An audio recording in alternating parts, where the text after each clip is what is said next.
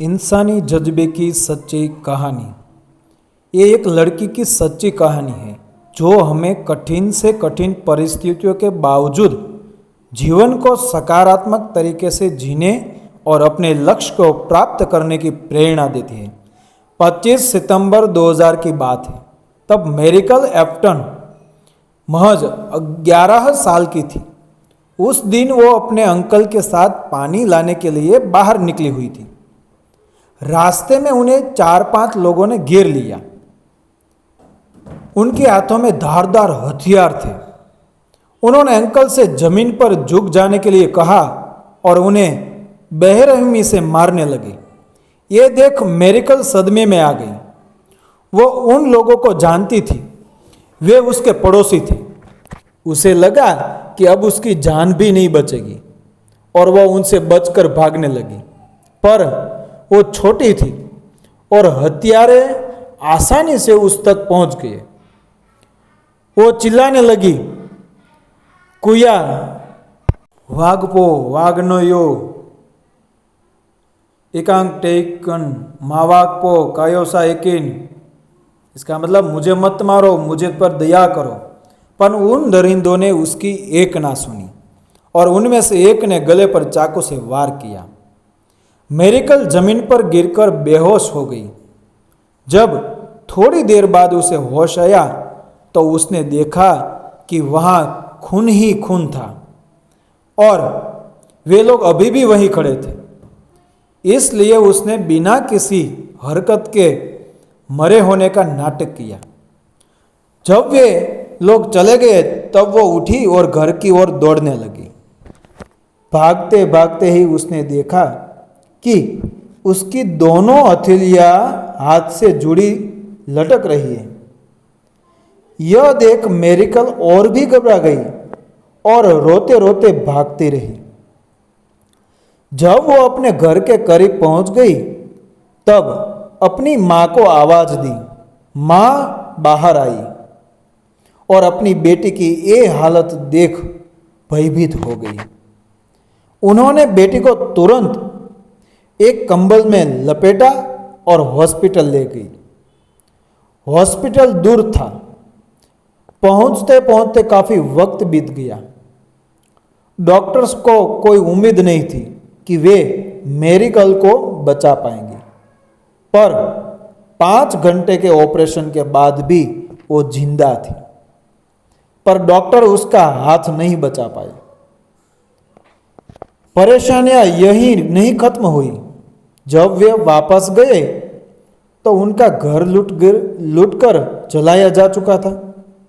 गरीब होने के कारण उनके पास हॉस्पिटल का बिल भरने के पैसे भी नहीं थे। पर दूर के एक रिश्तेदार आर्च बिशप एंटोनियो लेडेस्मा की मदद से वे बिल भर पाए और अपराधियों को सजा भी दिलवा पाई।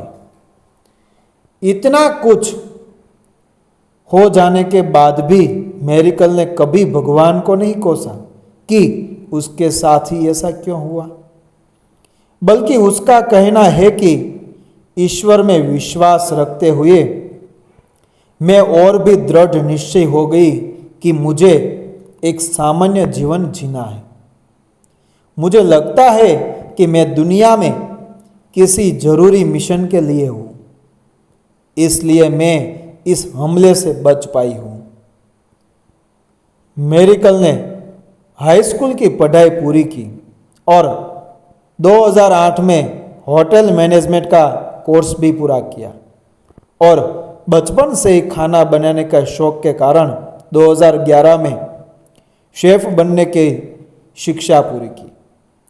इतनी बड़ी डिसेबिलिटी के बावजूद जीवन में आगे जाने के जज्बे को आसपास के लोग नज़रअंदाज नहीं कर सकते थे और जल्द ही मेरिकल को मीडिया हाईलाइट करने लगा।